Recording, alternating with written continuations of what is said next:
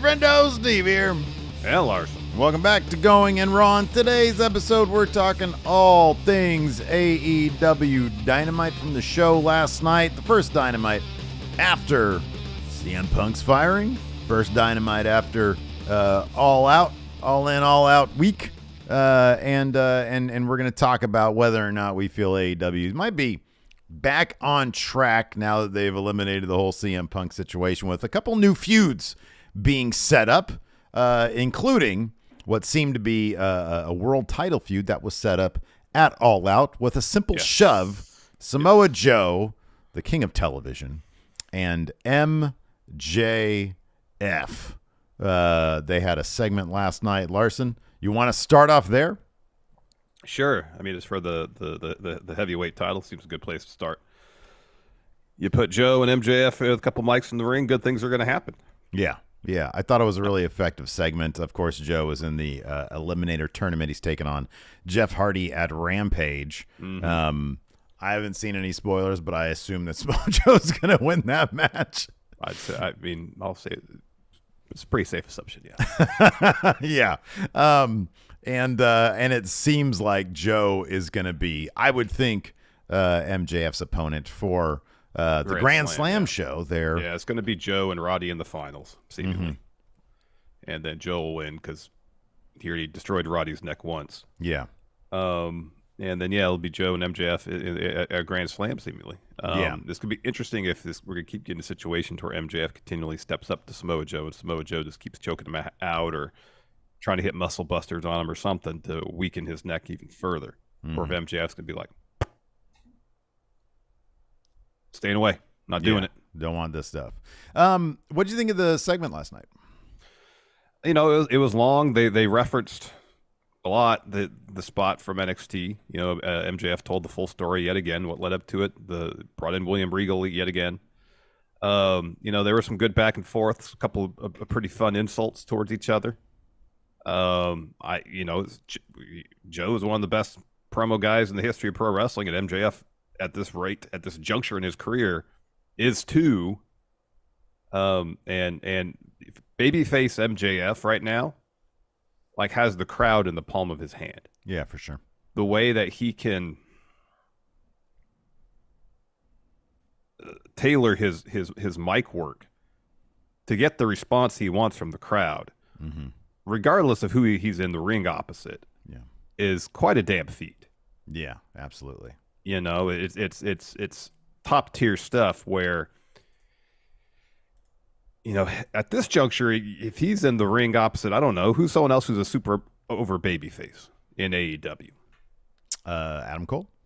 Other than Adam Cole, obviously. Orange Cassidy. He's in there with Orange Cassidy. Within 3 minutes, he'll get the entire arena booing Orange Cassidy. He's that good. That's actually a bad one because Orange Cassidy, I think, might be one of the very few people, but anybody else who will talk, because he just doesn't talk that much, and I feel like he's kind of on the top. I totally understand your point, though. You're absolutely correct. I even feel like MJF could get the crowd to boo Orange Cassidy. He'll just find Orange Cassidy won't say anything, and MJF could find the right angle to take on the promo to get the crowd to boo Orange Cassidy. This is what I loved about the promo last night. And it's something that you and I have talked about before, and I will tell you, dude, it is proof positive now. When MJF comes up against an opponent he feels outmatched by, a guy who he's actually afraid of, a guy who he's intimidated by, he goes for the low-hanging fruit. Mm-hmm. He was using the lamest fat jokes on Joe last night. Yeah, he was. That misfired completely. And I'm getting the feeling now, you go back to the CM Punk opening promo with MJF, and what was it? Low-hanging fruit. Because the character, and this is credit to the performer, mm-hmm. the character, MJF, feels unmatched, and so he reverts to the easy, low-hanging fruit. And you go back, and I guarantee if you go back to any feud that MJF might feel outmatched by his opponent, it's probably the same. And in the past, we've been like, oh man, this kind of sucks that he's going for the low-hanging fruit. I will almost guarantee you there's a pattern here. Could be. That when he feels outmatched, because he was whining and crying like a baby after Joe wrecked him in the ring. Oh, I can't feel my arm. I can't feel my arm. He was selling it like $1 million, like he was nothing but a child. And that Joe kept on calling him kid, and MJF had to like keep it until he lost it, until he was the guy that broke and flinched. The composure, yeah. And exactly right, who lost his composure. And I'm really curious. Now it makes me want to go back and look at other feuds, high-profile feuds with MJF where he actually feels outmatched, and see if he goes to the low-hanging fruit as the opening salvos to these feuds. Yeah, I wonder if it's less outmatched, or a situation where he's like, all right, I know I could take it easy and still get into this person's skin. Could be. You know, and that's his first salvo to be like, all right, let's do low-hanging fruit and see if this gets under this person's skin. Oh, okay, that doesn't work, because it didn't work against Joe. No. Didn't work against Punk. No, yeah. You know, Joe just had a response for everything, just, you know, even-tempered Samoa Joe the whole time. Yeah, I just sort of wonder if the character MJF realizes that he's in. I mean, he obviously knows. You go back to the NXT stuff where he shoved him, and now it's a famous little video clip. And like you said, they reference it endlessly in this. So I'm kind of curious, like, to go back through, because MJF, I mean, it's been feud after feud after feud with him, and I don't recall this stuff necessarily with Adam Cole, a guy who he says, "Well, look at you. You're so skinny. You're pale. You don't match up to me." And I don't recall him using this level of like juvenile humor with Adam Cole.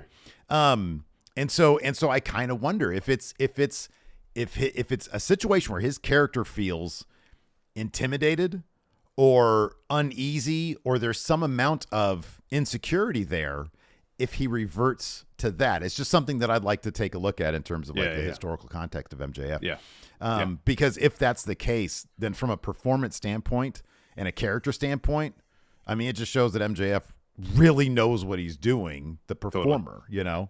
Totally. So I like that aspect of it. And Joe was able to effortlessly, but by just being himself, he didn't have to try. Nope. Completely made MJF break. And then he physically, broke him even more. I can't feel my arm, that kind of stuff. If you ever have neck troubles, that's not his response to that's not overreaction. No, but the performer, like, making that character seem so vulnerable, I thought was really good. I mean, like, now he's a babyface now, and you're against this wrecking machine, Samoa Joe. Yeah, I'm gonna cry like a baby if he did that to me. And so it makes MJF is allowing his character to do that as well. I thought it was really, really awesome. Yeah, it was good stuff. So of course, we got this Grand Slam Eliminator tournament that kicked off on Dynamite. We got two of the first matches. You had Roderick Strong versus Trent. You had Darby Allin versus Nick Wayne. With Roddy and Trent, they were both playing up the idea that they both have a history of neck issues. And I like that Roddy went to his match wearing the neck brace. They took it off. As soon as the match was over, the neck brace went right back on. The little render they used, it's so funny. It's amazing. The render is like the matchup graphic that they have. Yeah. And they have, the little, it's like the things up here on the banner. He's just wearing like a short sleeve button up shirt, the neck brace, misery on his face, and glasses looking like this. Yeah. Oh man. Oh, so good. And that's his wrestling matchup render that they use. It's so good. It's so good. His character work. I don't know if anybody does whiny, annoying dude better than Roderick Strong. It's great. It's so good. His character work during the match. We in terms of his backstory, which he had a video package earlier in the show highlighting that, we saw a completely different approach to the same, telling of the backstory in NXT, where they did a really kind of earnest documentary series on his upbringing, how he got into wrestling, what wrestling means to him. Like, it was a very babyface thing. Mm-hmm. And here he tells the story as a way to show his bitterness and resentment towards Adam Cole. He says, pro wrestling was my refuge from a less than ideal upbringing. It's my everything. But Adam already knew that. Yeah. I like this a lot, man. It's so disingenuous. And And the fact that, he talks about his mother with a drug problem, and I don't know if any of this stuff is actually true. You get the idea that maybe it is, maybe it's not. I think it is because I remember the NXT stuff went. Oh, did he talk about that same stuff there? Yeah, okay, my bad. Because like just the way his character is, it's like, am I supposed to take this like as something that's true or not? Because like none of the pictures matched up with what he was talking about. It all seems like he had a relatively happy child. He's sitting there with video game controllers and shit like that. But I think his work is and the Kingdom sitting on either side, Taven and Bennett sitting on either side of him. I don't know more. And Taven with like perfect posture. They look like they're getting together for like a Sears portrait. And Roderick Strong going on about how terrible his childhood was. And refocusing it on Adam Cole, I thought is good stuff. I'm curious to see if Adam Cole's going to respond to this, documentary at all. But no, it was a good flip side to the very earnest, very genuine NXT version of this. Yeah, definitely. And then of course Darby, Nick Wayne, they talked about their history extensively. There was moments in this match where it was kind of odd because at one point Darby couldn't bring himself to hit a coffin drop on Nick Wayne to finish the match. He's like, I can't do it. Instead, he basically sits on Nick Wayne's head, takes his arms, put him behind his back, and pushes them together while he's stomping on his head. A far more vicious way to win the match, seemingly to me at least, than just your standard coffin drop.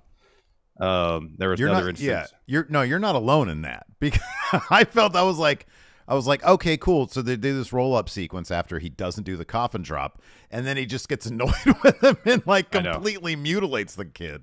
I know. You think, roll-up, Last Supper, Darby gets the win. The pin combination he has, the figure 4 pin deal he does. Do you think, just pause there for a moment, do you think that is going to, because obviously there are several people now, potential suitors to take on Nick Wayne under their, mentorship, including Honor No More backstage watching along, or whatever they're going to be called.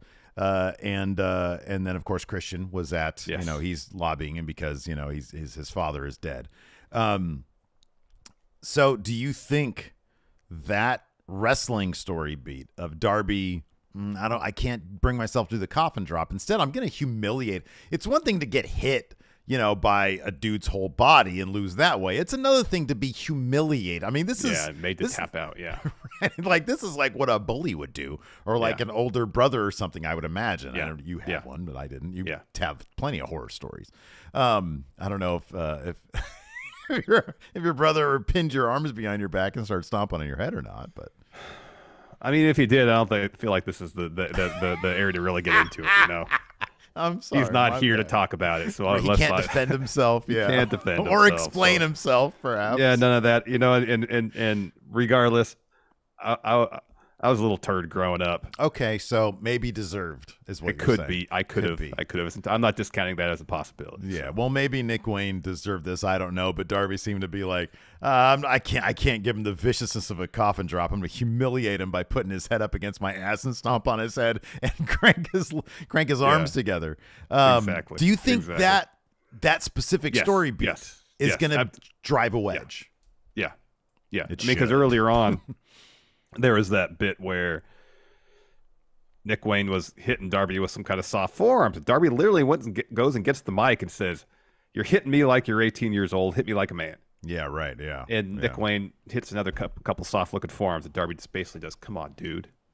Like for reals, hit me." And so what does Nick Wayne do? Does he try another forearm? No, he hits him with a super kick. Gets him a super kick, yeah. So, and then you go back a little bit further when Darby is going for the suicide dive and Nick Wayne stepped out of the way. So Darby just ate guardrail at floor. Yeah, right.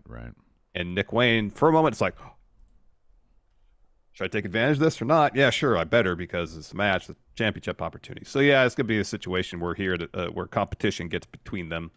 AR Fox has already gotten between them. Mm-hmm. So what's another wedge, Mm-hmm. Yeah, right. And I guess the question is who is going to successfully recruit Nick Wayne to join their group? Is it going to be Christian to join Luchasaurus? Is it going to be, you mentioned the Kingdom watching backstage, but I think the winner of that match was going to face Roddy in the next round. So maybe maybe that's their motive. Okay, that's a good point. Yeah, I didn't think about that. Is it going to be Mogul Embassy? Mm-hmm. Oh, yeah. You know, Swerve had a very prominent and I thought a really awesome role on the show last night. Yeah. But no mention of Nick Wayne, or no Nick Wayne being still on the orbit of Swerve's particular story. But given what happened, given Swerve's history with Darby, Swerve's looking to really stick it to Darby in some respect. Have Nick Wayne join Mongol Embassy. Mm-hmm. That could be. The T Pro here in our YouTube chat mentions Wayne possibly joining the Don Callas family. That's a possibility. It hasn't really been teased, but you think he's got to start beefing up his ranks at some point. By the way, I want to say this once again, thanks to everybody for getting us past our goal of 198,000 subscribers here on the YouTube. But we're not done. We want to get to the palindrome of 198,891. Same thing backwards and forwards. Yes. So we have 400 people watching right now live. If you haven't, or if you're watching on demand, be sure to hit that subscribe button, notify bell next to it, and if you wouldn't mind, hit that like button, that thumbs up right there. We're new. We hear that. Did this a couple weeks. We've only done that this a couple weeks. We've been doing this since like All In, and like the 0 hour of All In. And we hear that's good for the YouTube. Good, yeah. So if you're watching here, especially live, you said we're over 400 people. Yeah, if everybody hits that like button, bang. Well over 200 likes before we're done with the show. Done. We're done. Then we'd be done. Then we'll just stop right there. That's great. It's awesome. Yeah, it's fantastic stuff. Let's talk about something else that was great and fantastic. Yeah. Hangman comes out for an interview with Tony Schiavone, talking about winning the Battle Royal, winning $50,000 to give to charity. Swerve comes out, interrupts him. It says, "While I was in that coffin for nearly 2 weeks, I got to thinking. I was reflecting. There was a moment of clarity. The first people I thought of was you, Hangman Page." And essentially, Swerve is saying, you're taking your spot for granted. It seems like you don't want to be in the spot you're in. You had all these opportunities, and look at you. You're on the pre-show of a pay-per-view. Fat. Yeah, you get a little thick around the midsection. And hey, if you don't want the spot, give it to me. If you want to fight for the spot, fine, fight me for it. Yeah. I want your spot, because he said, if I had the opportunities that you had a year ago, I would be the first black AEW world champion. Yeah. I that line really got the crowd to pay more attention. Yeah. Did you know, and look, we're going to talk a lot about Swerve and how great he is and everything, but that's awesome. A super side note to this. Did you notice what was going on with the crowd during this? No, I was focused on Swerve and Page because I just thought their chemistry in the ring was really good. Until Swerve dropped a couple of heavy lines, they weren't whatting him. They were yaing him. I had this prediction a little while ago. Yeah. And it's coming true. The is going to replace the what. It's going to replace the what. It is. But once he dropped that, there was a couple. I think the fat line also. I think the crowd was like, "Oh, okay, he's being serious." He just said he's well paid and well fed, and he pointed at his midsection. So that we could tell, yeah. And I wonder maybe backstage Swerve was like, "Hey, try to suck out your gut as much as you can during my promo." Yeah. But no, let's talk about Swerve has been putting in some of the best work in the company right now. Mm-hmm. It's his physical transformation. He's bigger in terms of like he's muscular now. He's got a lot every more once meat in a while on. he's been posted videos of working out for a while, and not too long ago, like he'll when he hits like a goal in terms of putting on weight, he'll mention that. So he has put on a good amount of muscle over the last 6 months, probably maybe a year. He's like the best pure heel they have. Had a prominent match at All In where, like you said, he's been in a coffin for the last 2 weeks. And now he's basically being tasked with rejuvenating the career of Hangman Adam Page, who, Hangman's absolutely right.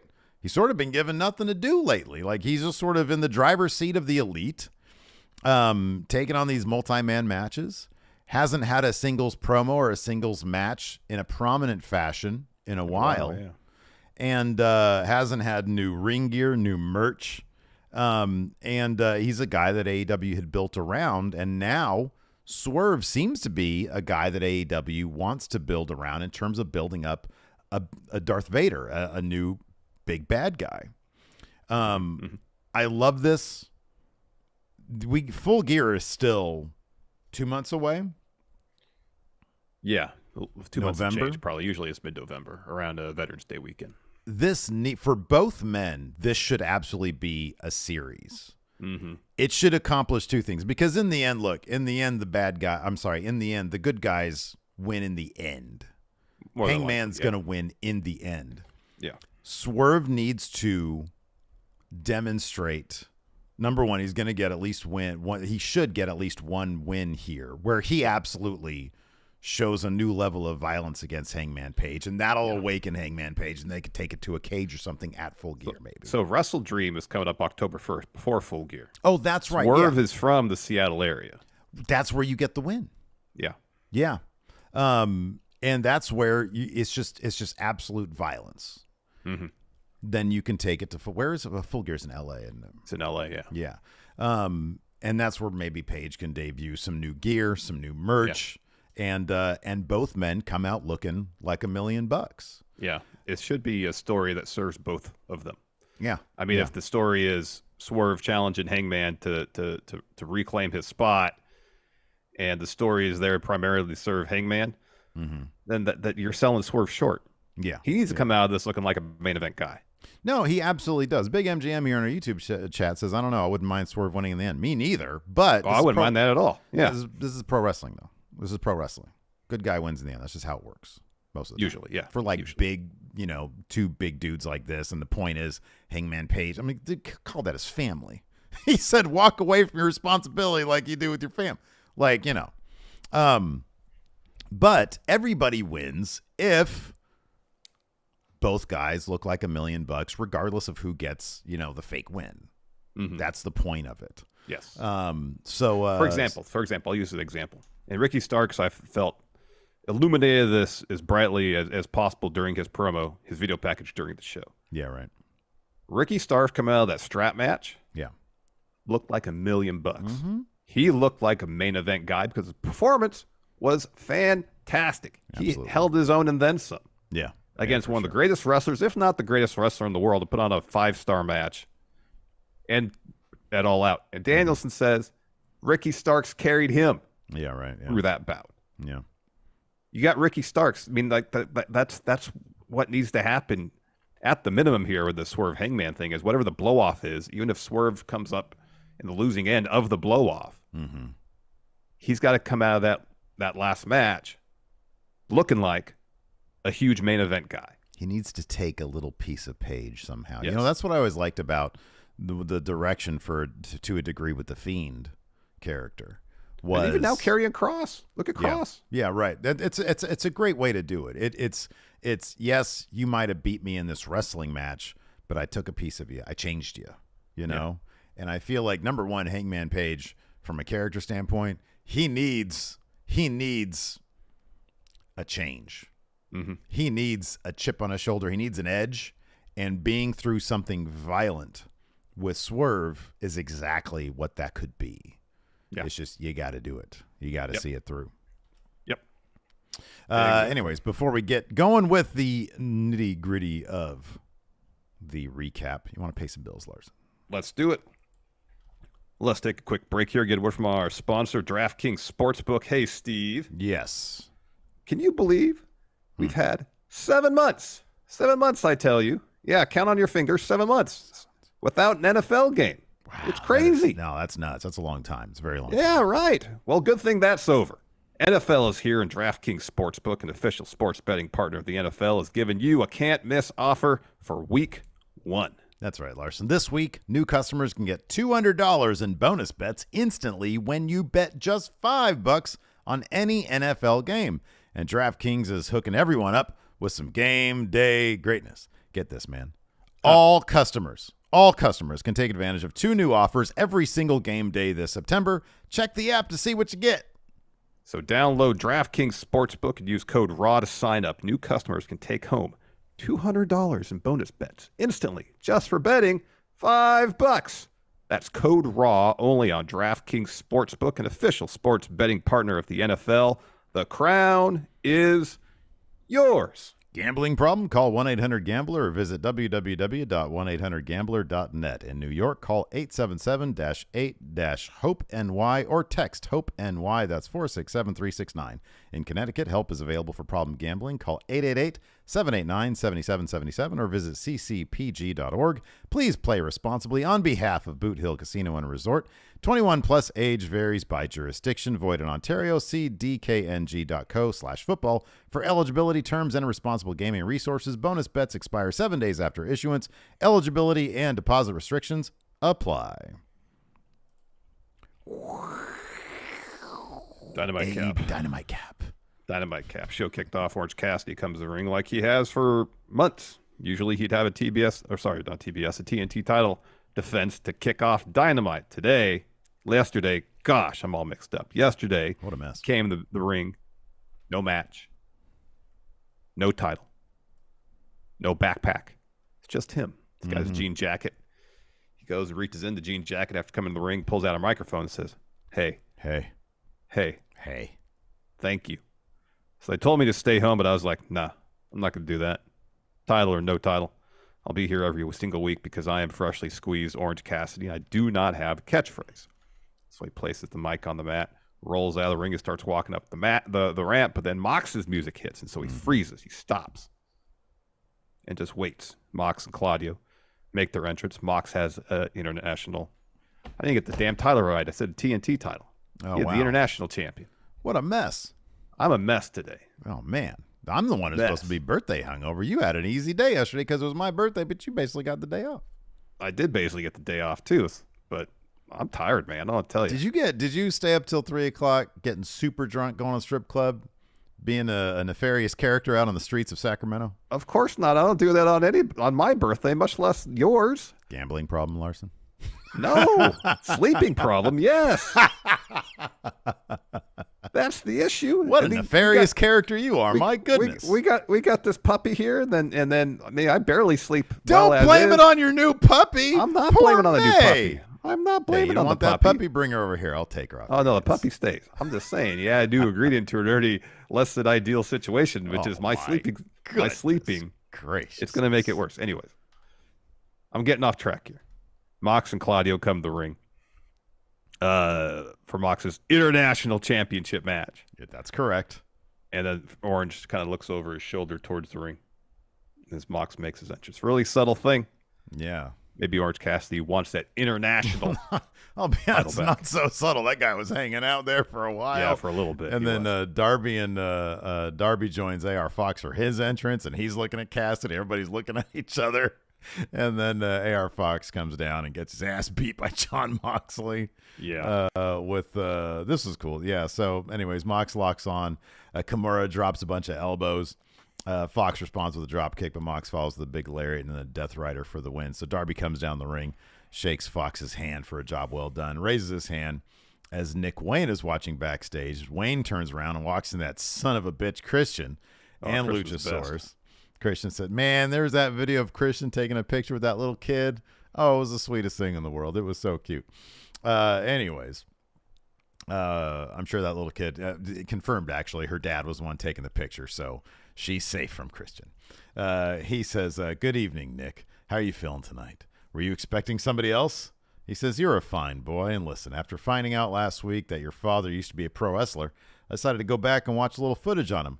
I feel like I owe you an apology. He is even worse than I thought he was. He says, don't be offended. I know you're just trying to make your way, trying to look for a mentor, and you think Darby's that guy. But I have to say, if you want a true mentor, maybe you should be looking at a champion. Something to mull over. See you around, Nick. Say hi to your mom for me. And Nick doesn't do. She just sits there and looks thoroughly defeated. Yeah, I mean, it's Christian. He's Hall of Famer. Future Hall of Famer. Well, what are you going to do? What are you going to do? Then we had Chris Statlander defending the TBS title against Emi Sakura. This match got like 5 minutes. Mm-hmm. Never let up. This match was so damn fun. When Emi starts off just like wrecked, Chris sends her out of the ring and hits that crossbody. Crossbodies Statlander off the apron to the floor, then hits another crossbody with Statlander against the ring steps. Yeah. Gosh, that was so good. Yeah. That was damn good. So then she puts Statlander back in the ring to get the win. Statlander eventually gets the win, though. Hits a slingshot elbow, looks for a discus lariat, misses that. Emmy is looking for a crossroads. Chris blocks that. Emmy hits a crossroads, though, after escaping a Saturday Night Fever. Follows backbreaker, gets a 2. Emmy goes up top. Then Chris blasts her in the back. Puts her up in electric chair position. Face buster, discus lariat. Wednesday Night Fever to get the win. 5 minutes, man. Less Not than enough. 4 minutes, 56 seconds. If they could do this in 5 minutes, imagine what they could do in 15. I know. No, I know. It's such a bummer, dude. It really is. It's such an absolute drag. It's such a bummer. Absolutely is. I know. Emmy's great, man. I thought it was also kind of a bummer because I saw the thing on social media. Same. That's lame. Like the whole like Saraya coming out, basically doing the gimmick, and Emmy's just like, yeah. It's like, I mean, doesn't Queen have a lot of songs they could have? If the Saraya wanted to come out to a Queen song because they're in Wembley, Queen has a lot of songs, and you have to do the one that Emmy does. I know. I mean, there's a lot of, anyways. Why not a Genesis song? Come out to Land of Confusion. I don't know. No, dude, that'd be a killer wrestling theme. That would be. No, absolutely. Yeah, I was going to say there's a ton of, British artists I could think of. Yeah, I know. I mean, I know Queen is closely associated with Wembley. I get Wembley, that. Yeah. But I mean, it's like, did Genesis never play Wembley? I don't know. I feel like they were there for Live Aid. Yeah, right. Who else was there for? Was Paul Young there at Live Aid? Like everybody was there for Live Aid at one of the places. Like everybody was there. Hold on a second. Who was there for Live Aid? Let's find another act for Saraya. What happened next on the show? Oh, I was going to look into that too because I find that fascinating. Anyways, then we had that Roderick Strong video package where he talks about his upbringing. Said for him, pro wrestling is everything, and but Adam already knows this, and he says, "I grew up alone. I'm going to win this Grand Slam tournament alone. It starts tonight." Keep in mind, he says that while the Kingdom is sitting right next to him. Mordecai here with some bits says, "I do want to say I did enjoy that Emmy and Saraya were doing the back and forth on Twitter." Spandau Ballet. True's a good song. This much is true. Yes. Oh man, look at this. You had Sting and Phil Collins together. Wow. Yeah. I mean, they were trading off songs. Maybe they were like with each other. I don't know. Paul Young was there. Paul Young was every time you go. U2 was there. License a U2 song. David Bowie was there. Rebel. That'd be perfect for that'd be good. For Saraya. The Who was there. McCartney was there. I did Let It Be. That'd be kind of a... And then she could have come out to do They Know It's Christmas. There we go. No, I think Bowie would have been great for her, man. Leave Queen Bowie alone. Would have been great. Jeez, not your shit. I know. Then we got Les Sex Gods, Chris Jericho, Sammy Guevara taking on Aussie Open Don Callas. In his Brown Note theme song comes out to show his commentary. That never gets old, man. That never gets old. I know. And so like Sammy and Chris for the most part are working well together, but just like some really boneheaded mishaps, they still get the win though. They beat Aussie Open. Yeah, Aussie Open can't buy a win seemingly these days. They did every spot that typically leads to a tag team loss. and they still won. And then they still broke up at the end. Because, so Jericho charges to Fletcher. Fletcher moves, and Jericho accidentally knocks Sammy off. He was on the apron, so he knocks him off. Fletcher rolls him up. Jericho kicks out of that. Whoop-pat. Judas effect. Aussie Open is buried. So Jericho raises up Sammy's hand. Sammy pulls it away, shoves Jericho. They start shoving each other. Ref calls security to come out, and then Sammy leaves. He sulks through the crowd. Yeah. So, and people are pointing out, Sean Ross apparently said that Emmy and Saraya are friends, and they've been going back and forth. I doubt that wouldn't be the case. And for all we know, Saraya got her permission to do that. Maybe they're just setting up a thing. But, still, it's all in good fun here. Yeah. I just wanted to look at the Live Aid lineup here. That's all I wanted to do. There was three places where the concert was happening. I think, wasn't it two? It says Philadelphia London, and Wembley. Philadelphia. Or was there only two? I think it just says here as Philly. It was 40 years ago. Yeah, it was only 38 years ago. Yeah, that was quite a huge deal back then. Wow, 89,000 people in Philly. Yeah, wow, 72,000 in London. It was a massive deal. So then we had a recap package for Ricky Starks versus Danielson at All Out, and Starks had a promo during it, and he says, "Blood on my face, welts on my back, my chest, my neck. Tonight I proved a point to you, Bryan Danielson, and to you, AEW. Bryan Danielson didn't tap me out. There isn't a man in this business that can tap me out. I'm pissed off. I'm angry. All I want is a chance. Don't give me a piece of bread and say I've been fed. I want the whole meal." That's a great line. I know, it's awesome. "Poured my heart out eventually. I will be empty, and when I leave, that's it. I won't hear anybody knock on my door and ask me to come back. I am everything I say I am. I am absolute Ricky Starks, and I'm going to say that till I die." Yeah, this was great stuff. So we're going to get Danielson on Collision coming up this Saturday. Yeah. Was there anything else set up? I didn't notice. Was there anything else set up for Collision? So the two semifinal matches for the Eliminator Tournament are happening on Collision. I don't know if they're happening on this week's Collision, but they're happening on Collision because they set up the bracket. Like, the last night's matches were Dynamite and then Rampage. We're on the right side of the bracket, and then the semifinal bouts were both said Collision. That makes some amount of sense. This Saturday. That makes some amount of sense. So yeah, Danielson evidently is going to be obviously one of the central pieces there to Collision with Punk gone. It'll be interesting to see. It'll be interesting to see what creative direction Collision takes, if they're going to try to sort of keep it in line with what was going on before. We'll get a good idea as to how influential Punk was there on Collision in terms of what we were presented top to bottom. After that, we had a Don Callas interview. Renee asked, "Hey, what's on the easel?" He says, "Don't worry about that. I was just out there doing commentary, and I'm kind of like a serial killer. I kind of like to return to the scene of the crime and witness my handiwork." He says, "Speaking of handiwork, you know that Takeshita and I did the unthinkable? We made history. We beat Kenny Omega not once, but twice in 7 days. This is the new big dog here in AEW. We need a celebration. We're going to have it next week in Cincinnati, as well as the unveiling of our next target for Takeshita." Then we had the MJF Samoa Joe face off. Do you want to be Samoa Joe or MJF, Steve? This was very long. There's some good stuff in there, though. Yeah, there is some good stuff. I'll be Joe. I don't have the gravitas as Joe has, but you probably got more gravitas than I do. So I'll try to do my best here. All right, here we go. So MJF starts off. It says, "Indianapolis, the devil has arrived. Little known fact: when I was trying to make a name for myself on the indie circuit, I lived here in Indiana. So I've got a question: who's your daddy?" Get it? Yeah. Says he's clever, and he says, and this is the crowd erupts, and he says, "Oh, you got me all chubbed up in here." Says, "As you know, this past Sunday, me and Adam Cole successfully defended our Ring of Honor tag titles, and I walked to the back. I was greeted by that mark, Tony Khan, and told that I got to wrestle on September 20th. So the crowd boos." And he continues. He says, "That was my reaction at first, but then I realized that September 20th, that's Grand Slam. That's the Devil's Den. That's the home state. MJF's coming back to New York. So whoever wins the tournament is going to learn the hard way that nobody's on the level of the devil, but there's one person in particular who might need to be taught a lesson." So the crowd starts chanting Joe. Yeah. And MJF says, and that's before he can say whose name it is, Samoa Joe comes to the ring and interrupts him. Yeah, so he says, "Now I was in the back and I heard a little piss and vinegar in your voice, and I realized something was going on here, and I wanted a front row seat and made sure I saw what was about to be said.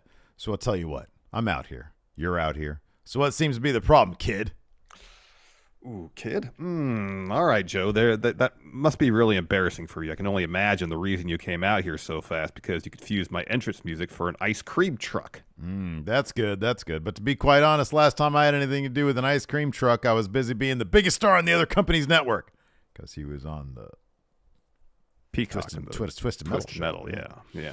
He says, "Max, I'm out here because of concern. Because you seem upset, out of concern, because you seem upset. So I'll pose to you the question one more time. What's the problem, kid?" Oh, that's kid twice. That's okay. Real creative. But you know what's funny about me, Joseph? I'm a pretty creative guy myself. Hey, Indiana, you want to hear MJF get a little creative up in here? Hey, everybody, look. It's the Pillsbury Joe boy. No, wait. That's Samoa Joe. And then he makes another joke about Joe not having a small front area. Dick, you can say Dick. It's all right. Dick, yeah. I'll try to be a little more clever about it. There you go. So Joe says, jokes and venom. You know, that is an interesting observation, especially coming from a guy who's still waiting on his bris because the rabbi had a lack of stuff to work with, right? He says, now, Max, it seems like you're having a hard time comprehending what's going on. And granted, the time you spent out here with all these Midwest mouth breathers probably made you that stupid. So I'm going to ask you again, and it might be the last time. What is your problem, kid? So at this point, MJF gets in Joe's face and says, if you call me kid one more time, I'm going to knock your teeth down his throat. And then he gathers himself, takes a step back, and goes, time out. That's how you want me to react because you want to skip the line. I'm sorry, Joe. There's a whole tournament if you want to wrestle the champ. You know what? Back in the day, maybe, and before he continue his thought, the crowd starts chanting, fuck you, Joe. Mm-hmm, yeah. It was a good crowd last night. It was a really good crowd last night, yeah, except for the yang. Yeah. And then Joe says, hey, Indiana, a lot of you sound like your mothers right now. And so MJF continues, says, don't bite to the crowd. Don't bite because I'm not going to bite either. But I would have back when I was, in fact, as you called me, a kid. And if anyone knows what I was like as a kid, it's you, isn't it, Joe? To coin a phrase from my bro Chacho for life. Hey, Indiana, who's ready for story time with MJF, baby?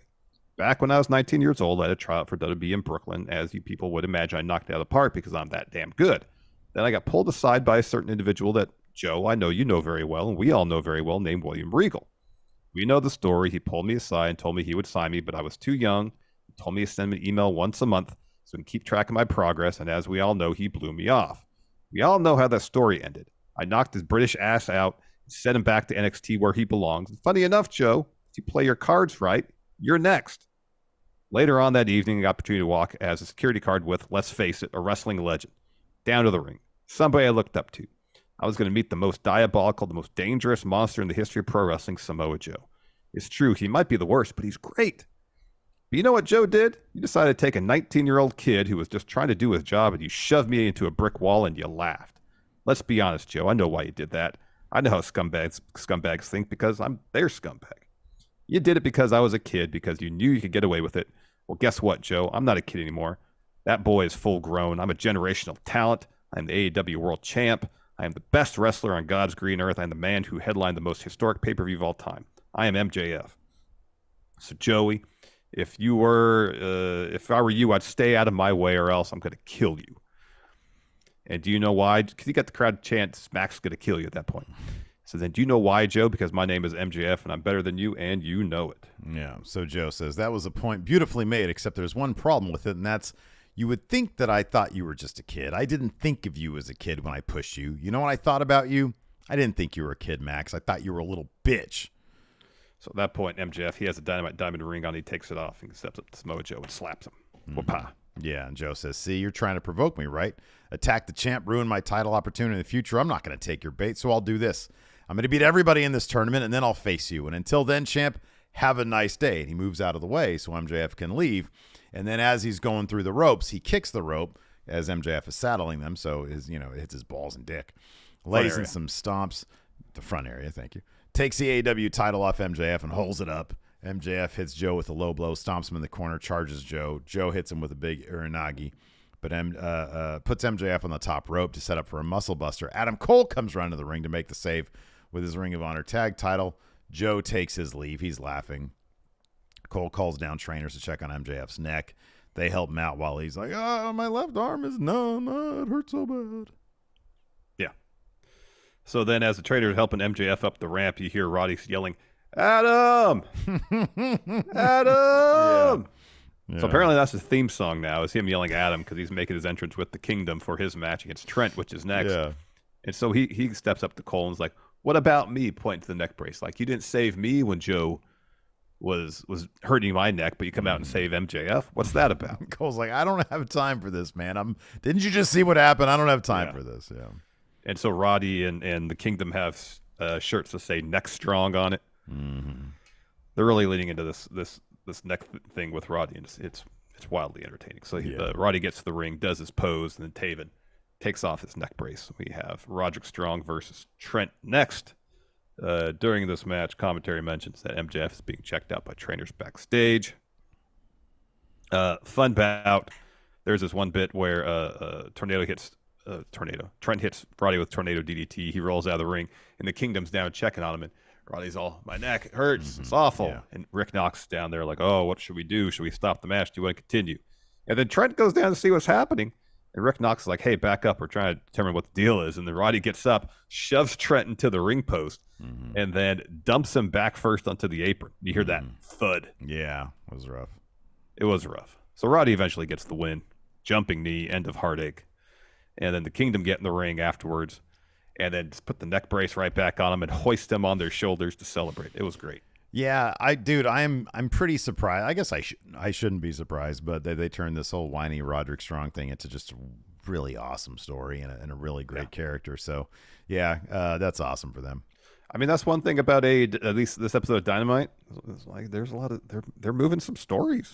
Okay, so yeah, I kind of forgot to mention that. Like, just in general, this Dynamite was pretty good because it was moving stories. It was carrying on. It's, you know, it felt like they had, just for the longest, honestly, going back a year, it felt like such a big distraction, the whole CM Punk thing. Yeah. And it just feels like maybe, okay, we can move on and do the stories that we want to do. Not that they couldn't before, but, you know, when you have a distraction that big, maybe. That could be part of it. You know, since a year ago, they brought in a lot of people to help out with creative, reportedly. That's true, too, yeah. You know, and so I'm sure it's probably a lot of things. You know, and maybe it's just a renewed focus. Hey, we need to start telling stories on our show. Yeah. If we're going to have any hopes of expanding our viewer base, and that's doubly so over on Collision, where apparently like 90,000 people turned off the channel once Tony Khan said that CM Punk was fired. Yeah, I know. I mean, it's going to be interesting to see if they're able to maintain any sort of, like, you know, consistent, decent viewership against college football. I mean, they had, you know, Payback was on. Like, that was just, that's not the best sort of test for, okay, how's Collision gonna do? Because there was a WWE pay-per-view on. There was, you know, college the opening football, weekend of college football. But you're gonna have, I mean, you know, the flip side of that is you will have competition coming at you from all different ways. You have to establish your brand, your thing, as something that is destination. People will be like, I don't really want to watch college football. I want to see what the latest is on Collision instead. And I feel like they have certain pieces that they can really rely on. I mean, you go back to the reports of MJF and Adam Cole popping those ratings, then you get them on Collision too.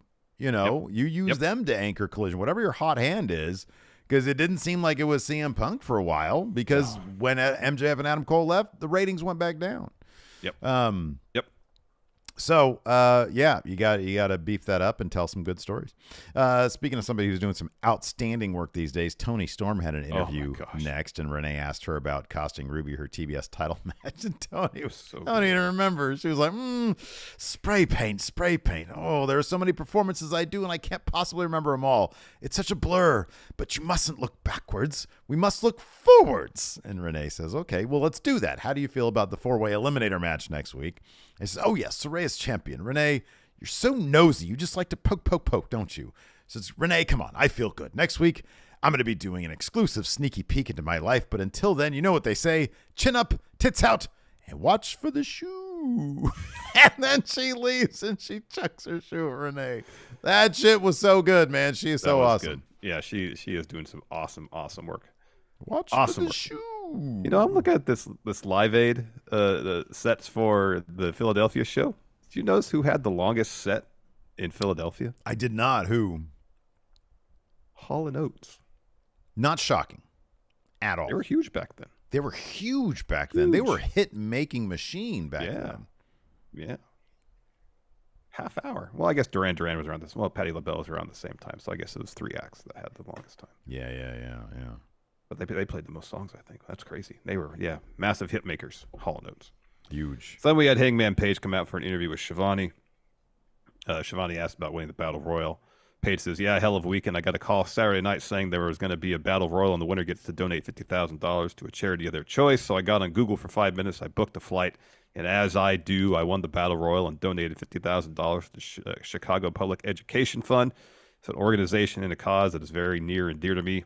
I used to be a high school teacher. I taught in public schools. I think he says it's in Virginia. I think he says Halifax County. It says, teachers, thank you very much. You're underfunded, underpaid, and underappreciated.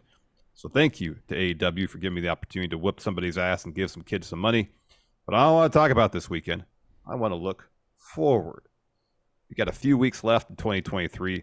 And what I want to do with the rest of my year, before we can finish that thought, hear Swerve and Prince Nana's music. They come to the ring. Prince Nana tells the crowd, show some respect for Swerve, hand Swerve the mic. And do you want to do Swerve Steve? You want to be Swerve here? Yeah, that's cool. That sounds good. So anyways, he says, being in a coffin for 2 weeks, get a little clarity. You know what I mean? You get some perspective, about your career and the people who are in it. The first person I thought of as soon as I got out was you, Hangman. Charity? You're doing charity now? Are you some kind of mascot for AEW doing charity for the school system full of juvenile delinquents who aren't going to do anything anyways? Crowd laughed at that. On top of that, you're doing charity in 0 hour instead of being on the main card competing for championships? Because I see you don't have any shame for yourself, so I'm going to be ashamed for you. When AEW started up, you were the cornerstone of this company. They built all this around you. You were handpicked from the hierarchy of AEW to be the franchise player, and look what you've done. You've been a tag champ, an AEW world champ, set box office records all the way leading to All In, an attendance record in London off your back. Now I'm looking at you in pre-shows. It looks like you've lost your confidence or lost your spot. I'm wondering if you even want it anymore. I made some observations myself. The fact that you haven't gotten any new wrestling gear in a year now. You haven't got any new merch on the website in almost a year. You got a new contract extension, so you've been eating good, and it's been showing. You don't have singles matches on Dynamite, singles promos on Dynamite. You don't even have title matches anymore. What's going on? You took a back seat to the elite so they could be the driver because you've gotten comfortable. Opportunity after opportunity has been handed to you on a silver platter. If I would have gotten the opportunities you've gotten a year ago, I'd be the first black AEW champion by now. So I'm going to leave this with you.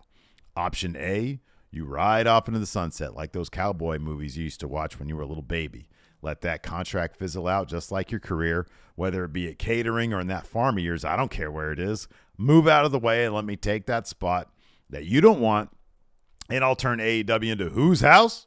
Swerve's house. So he continues, says, or option B, you man up, do whatever you have to do to find that spirit inside of you, that fire, get that motivation, get that confidence.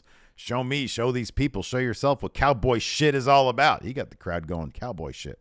Yep. He says, or we could do this and you can fight me for that spot. But forewarning, I have zero empathy for human life. I have zero regard for anybody. You choose to do this with me, I will walk you like a dog.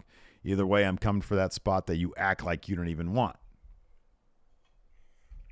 So Page says, if you want to, Page drops his mic at this point, or Tony's gone. So he's stepping up to Swerve close enough that you could hear him talking to Swerve through Swerve's mic. Mm-hmm, yeah. He says, if you want a match with me, you go to the back and you get it done. You get it, but I'm done with this shit right now. And so he storms out of the ring. Mm-hmm. And then as he's walking away, Swerve says, there he goes. It's a shame, Hangman, that your wife and kids got to see their father walk away from more responsibilities.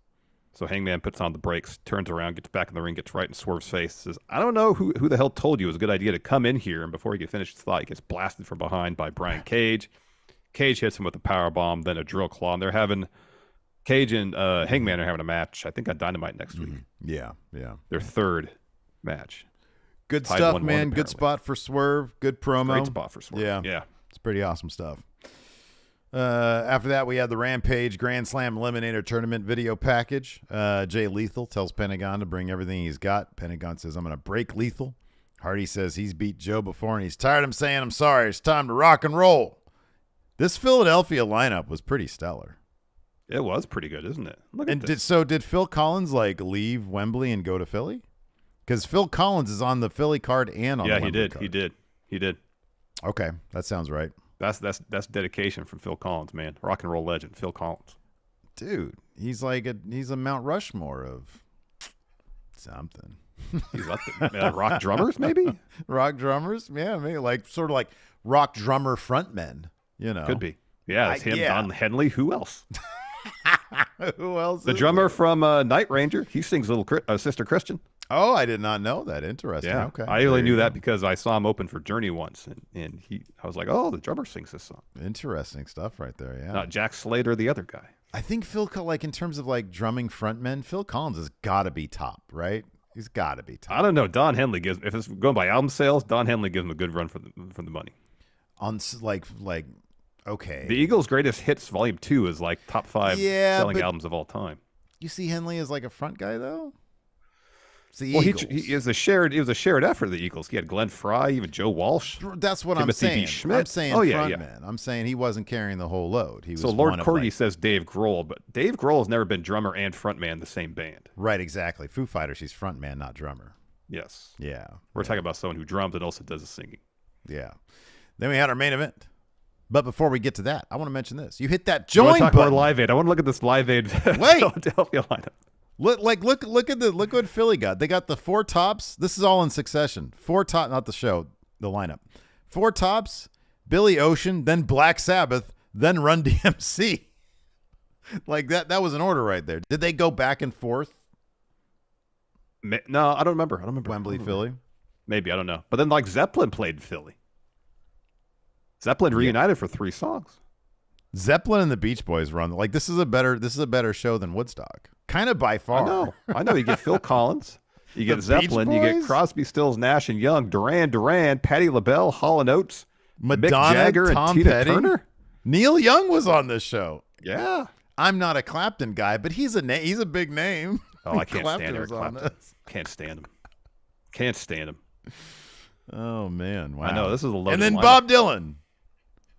Bob Dylan was on the show too. Yeah, he closed the show. Well, I mean, We Are the World closed the show, but yeah. Bob That's Dylan, crazy. Keith Richards, Ronnie Wood. Anyways, listen, man, you got to hit that join button on YouTube. You want to have access to our bonus shows, our predictions, challenges, and the question threads. Or you can go to Patreon, patreon.com/Steve and Larson. Get access to the bonus shows, the question threads, and our monthly predictions champions. We've got the big Week of Champions 2 coming up, featuring, what is it, Wrestle Dream, the WWE Fastlane. Yeah. And then there might be an NXT in there. Oh, maybe. No Mercy's the day before Wrestle Dream. And No Mercy. There you go. So be sure you're signed up for that. Yes. Yes. Then we had our main event. Darby Yes. Allin and Nick Wayne. This was part of the tournament thing. And like we already talked pretty extensively about this. Darby Allin was just trying to challenge Nick Wayne to bring it. And then when Darby Allin couldn't bring himself to bring a coffin drop, instead he humiliated Nick Wayne. Just stomping his head and cranking Just his arms humiliated. back. You know. Yeah, that was rough. What That if was it's rough. revealed that Nick Wayne crapped himself during the spot? That's what they're like, first Just add to the humiliation. I was able to escape crapping my pants when the brown note hit from Don Callas, so I thought I was safe from crapping myself, but no, you had me bent in a certain way and it was full soil there. Let me ask you a question. In advance of full gear, full soil. Let me ask you a question. What's worse for Nick Wayne, that situation, or if when Darby missed the suicide dive, he in fact full soiled his pants?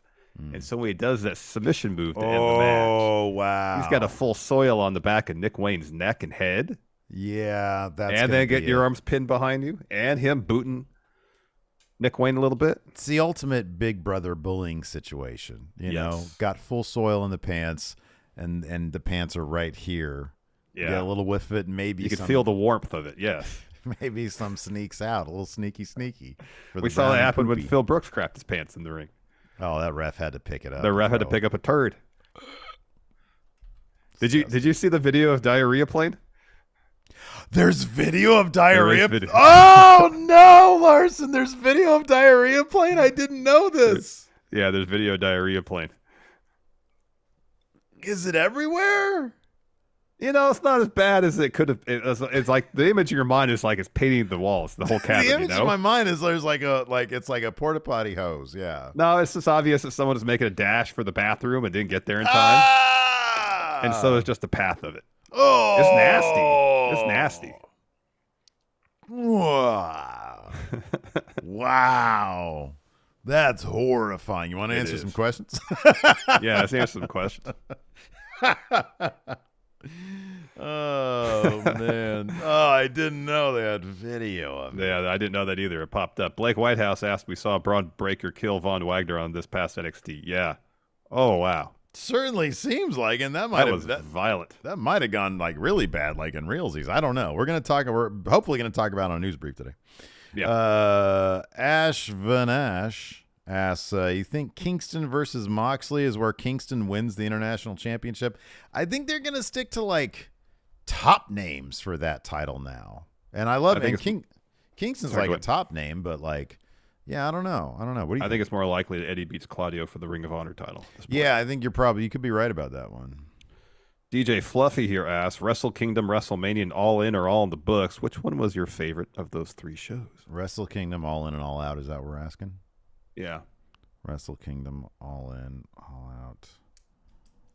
Wait a second. Did I watch Wrestle Kingdom? Yeah. I mean, I did. What was that Wrestle Kingdom? Oh yeah, I did. The Kenny Ospreay match. Kenny Ospreay match. Yeah. Yeah, I think I watched the whole thing. Yeah. Yeah. Fuck. I mean, that's what I remember of it. I'll be honest with you. For me, it was All In. I thought they had some terrific matches. Historic moment, 80,000 plus. That's the shit right there. Either the Joe Punk match was awesome, and then we got on top of that all the news about the backstage shenanigans. It was All In. Yeah. Alex Foster says, excluding Rocky, what movie that Punk has never seen was the actual reason he got fired? The Wrestler, not the Darren Aronofsky one, the one from 1974 with Ed Asner. Everybody needs to never watch that seen movie. It. It's like the favorite movie of everybody backstage at AEW.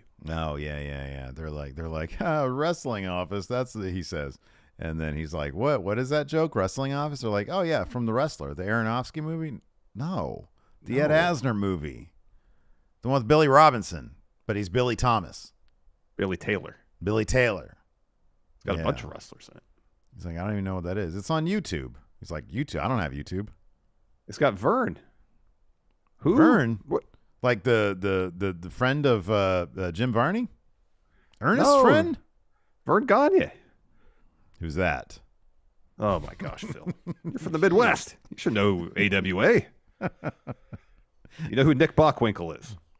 He's like, yeah, Rocky and Bullwinkle, right? Is that who you're talking about? It's just collective. Yeah. Okay, here we go. White Browning says, I've seen the argument online that the current feud between Nakamura and Seth is pretty much the same as his feud with Finn. I'll just stop there, White Browning. You got to stop following whoever you're following online because no, it's not. No, it's not. Finn never said I'm going to destroy Seth's back. Yeah. Oh, he clarifies that they're building up Nakamura as a big threat, so when Seth retains the World Heavyweight Championship again, it adds more prestige to it. Well, that's what they should be doing all the time. Yeah. Yeah. Yeah, so that's good. Retaining the title. Anyways, yeah. Nick Kyle here says, is what happened between Swerve and Hangman the start of Swerve Strickland becoming champion AEW finally. Hopefully. Who fucking Hopefully knows? It's on the path. Who fucking knows? But who knows? I don't know what Tony Khan's doing. I hope so. I think he'd keep on putting really good work like this. I know. Then yeah. But he does have to win some big feuds. He does. I just don't know. That's the next step in the process. Yeah. Ulysses says, if Punk returns to WWE and Edge signs with AEW, how does each company benefit from each signing? How does WWE benefit from CM Punk? They get a 2 or 3 week pop because he's there, and then people are like, "Oh, it's CM Punk. We're kind of tired of his bullshit from AEW, whatever." And AEW is the same, but on a much smaller scale because, no disrespect to Edge, but I don't think he ever popped any numbers in WWE.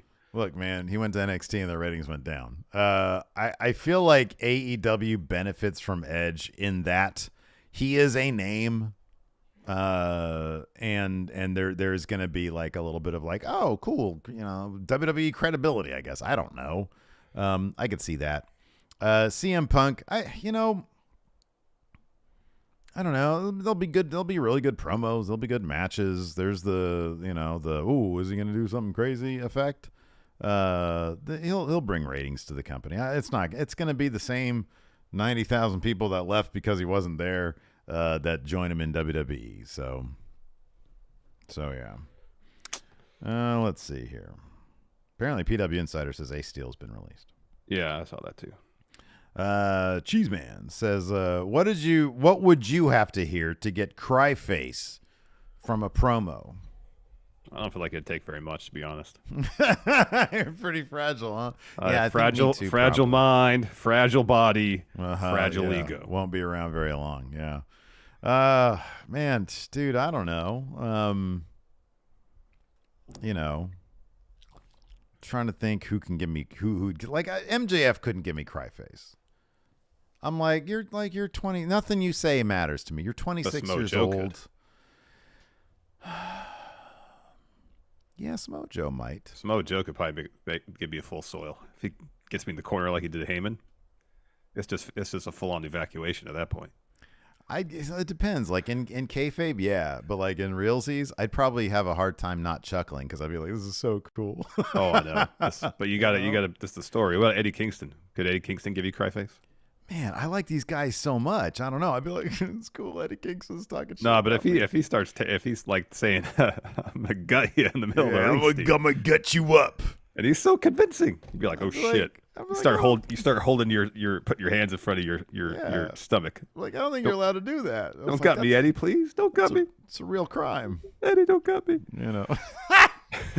I'd be like, I'd be down in ringside. I'd be like, "Are you crying? Stop crying, Larson." He's gonna gut me, Steve. Oh my He's God, not gonna gut you. It's not legal. He can't do that. Look at him. He's believable. Don't gut me, Eddie. Come on. You can run circles around that guy. Mayor Planet Houston says, Christian or Jeff Jarrett, both guys who've turned their careers around in your opinions, who would you not hate to see have a run with the AEW champion? I'd think it'd be awesome if Christian had a run with the AEW title. This version of his character. Yeah. Especially if he never won it himself. Okay, yeah. That'd be great. That'd be cool. As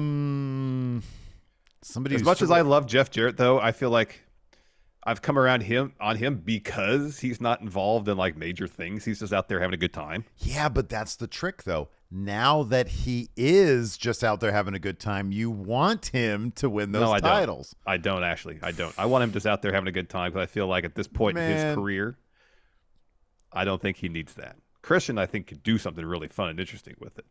Jeff Jarrett, I just want to see him out there having a good time. The Brad Smith says Collision was down 19% without Punk. Love him or hate him, he's a bigger draw than most of AEW's roster.